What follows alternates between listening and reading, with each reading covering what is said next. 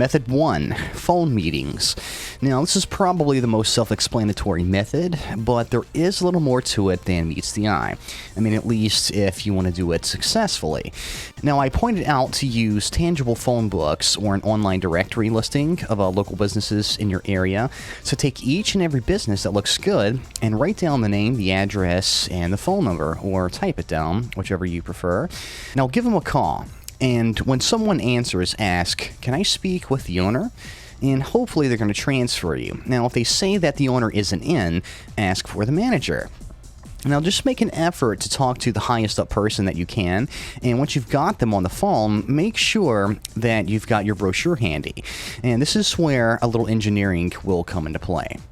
Okay, so introduce yourself and make sure to tell them what your business name is and that you help small businesses make a footprint online.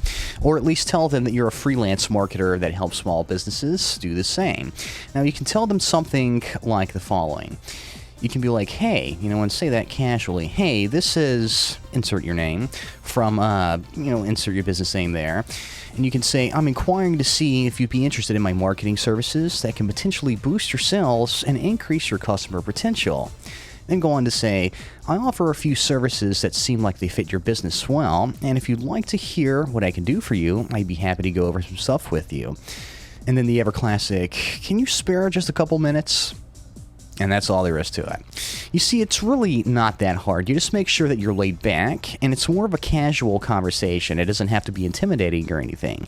Just look over your brochure and either read directly from the descriptions that you've written down, or paraphrase and make it fit into the mood of the conversation. Now, the more that you do this, the easier it becomes, and the better you get at it.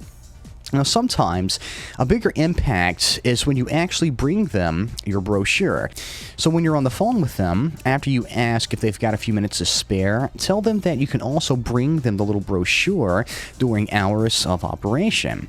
So if you talk to them and get it all squared on the phone, still ask that you bring it to them sometime. Just say something like, "Well, tell you what, I'll be in the area soon, so I'll maybe just drop off the brochure with an employee, and it would be my pleasure."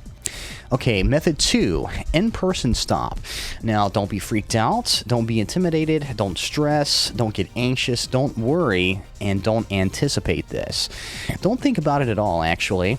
I mean, because meeting someone in person is seriously not a bad thing at all, and it's a lot easier than you probably think. It's going to be your fear of meeting someone that's going to be worse than actually meeting someone. So, do you remember how I mentioned earlier that you can cash in on offline marketing since most people aren't doing this? Well, here's your ticket. Now, ask yourself how many people are involved in online versus offline marketing. And then factor in how many times you think that particular business that you want to contact has been approached by someone like yourself. I'm willing to bet never, and that's exactly where you're going to be cashing in big time. Okay, so just gather all of the business names and their addresses onto a sheet of paper. Go to Google Maps or someplace like that, or MapQuest if you prefer, and try setting up a route for you to drive that makes things easy without many detours, or even try and get Google Maps or MapQuest to figure out the route for you. Now, once you've got this figured out, we need to take a look at the game plan here. Now, dress nicely. That goes without saying. And bring your address sheet. And drive to your first prospect, and also have your brochures handy. Now, walk in, ask to speak to the owner or the manager, and if they're not available, give a brochure or two to an employee. But before you do, write a short note mentioning that you stopped by and that you'd like to talk to them. Tell them to give it to the owner and the manager, and that you'd like to hear back from them. Now, let's say that you come directly into contact with the owner or the manager. Now, you want to approach them, and when you're introducing yourself, hand them the brochure. Make sure to get who you are, what you do, and what you can offer to them out of the way completely before they're allowed time to respond. This will put them on the spot, as people call it, and that's good. Now, the tricky part is figuring out exactly how to engineer them. Now, this will depend on exactly what the person's response is. I mean, you'll come into two basic scenarios. The first one is the person will outright tell you they're not interested, and the second is they may be interested, but they'll have to think about it. Now, in each of these cases, tell them that your phone number and email is on the brochure and that you'd like to hear from them sometime. Just reassure them that it's no problem to contact you at all. And sometimes you'll even get lucky and have them be all for what you're offering right on the spot.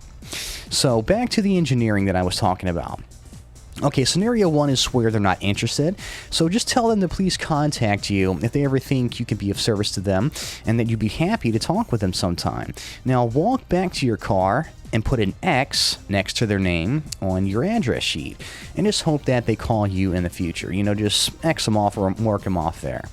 And scenario two is where they're undecided. Now, if they tell you this, inform them that for the first time, a discount is available, or just generally say that there's a special of some kind. Now, this is where you can use any and every technique that you can possibly imagine to get them a bit more interested in contacting you someday. Now, just make sure to leave an impression on them and have them anxious to give you a call or an email.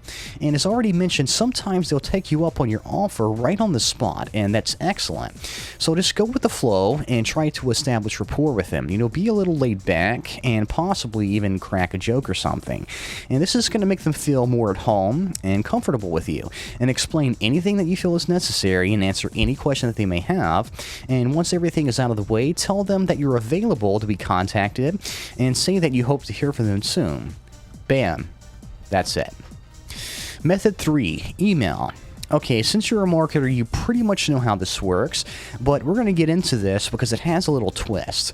And as a side note, email may be far less effective due to so many businesses not having a presence on the web, so you have no email addresses to email. But sometimes businesses do have a small site up with very little marketing flash. Okay, instead of conversing with them strictly via email, whenever you do eventually have an email address of 35 to send letters to, this is where we're going to step it up a little bit.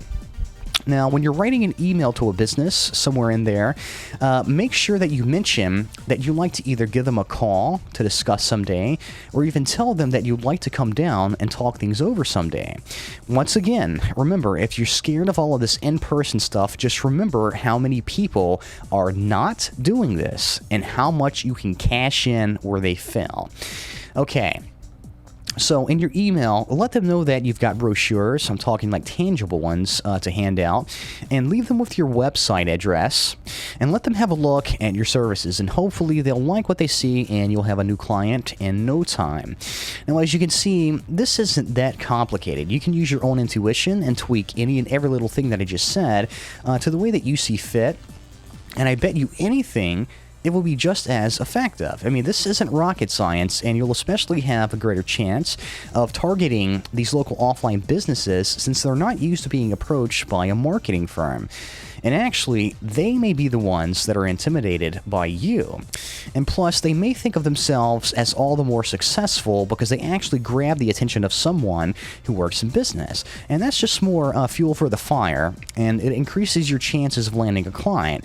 So once they get into the frame of mind that they've actually attracted you into their store, they'll probably think, well, it's time to step it up. I've got these business people coming into my office now. And that's where you can go get them.